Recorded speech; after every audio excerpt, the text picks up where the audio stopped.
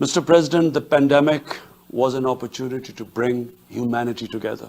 Unfortunately, it has instead fanned nationalism, increased global tensions, and given rise to racial and religious hatred and violence against vulnerable minorities in several places. These trends have also accentuated Islamophobia. Muslims continue to be targeted with impunity in many countries. Our shrines are being destroyed. Our Prophet Muhammad sallallahu alaihi wasallam insulted. The Holy Quran burnt. And all this in the name of freedom of speech.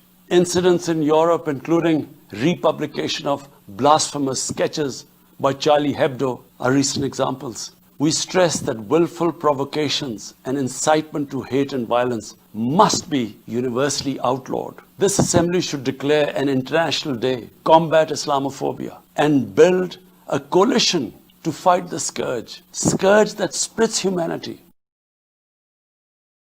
Palestine remains a festering wound. A just and lasting settlement is indispensable for the Middle East and actually the world. Illegal annexations of Palestinian territory, the building of illegal settlements, and the imposition of inhuman living conditions on the Palestinian people, especially in Gaza, cannot bring peace to a troubled region. Pakistan continues to support a two-state solution in line with the UN General Assembly and Security Council resolutions within the international agreed parameters, and they are pre-1967 borders and Al-Quds Al-Sharif as the capital of a united, contiguous and independent Palestinian state.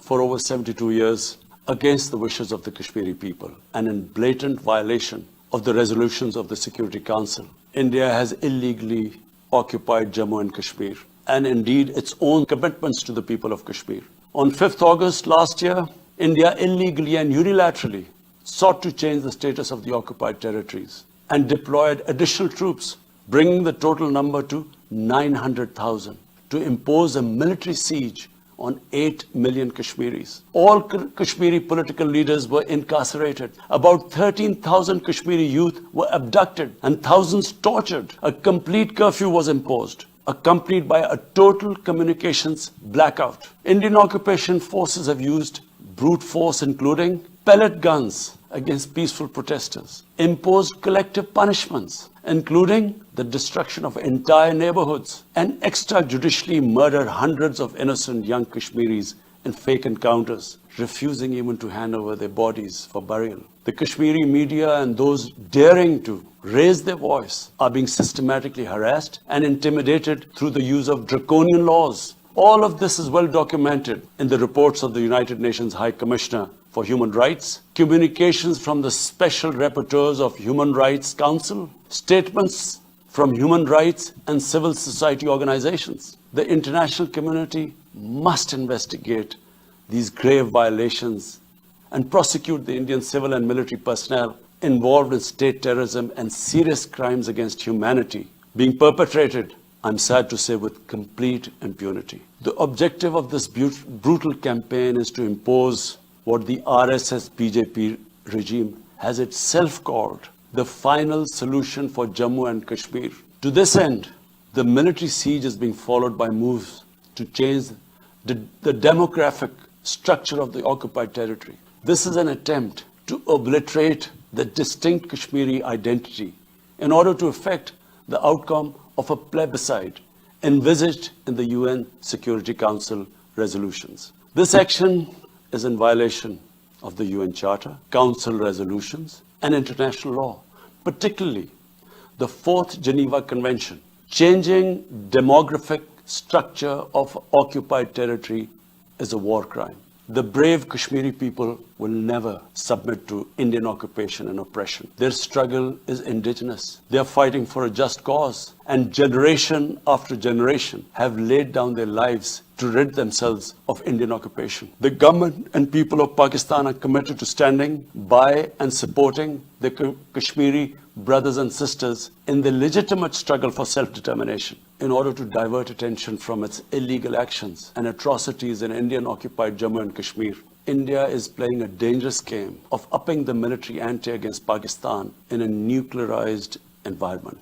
Despite constant Indian provocations and ceasefire violations along the line of control and the working boundary, targeting innocent civilians, Pakistan has exercised maximum restraint. We have consistently sensitized the world community about a false flag operation and another ill-conceived misadventure by India. My parents, Mr. President, were born in the colonial India, and I was the first generation that grew up in an independent Pakistan. I want to make it clear that any attempt by the fascist, totalitarian, RSS-led Indian government to aggress against Pakistan will be met by a nation that will fight for its freedom to the end. And there will be no durable peace and stability in South Asia until the Jammu and Kashmir dispute is resolved on the basis of international legitimacy. Kashmir has been rightly described as a nuclear flashpoint.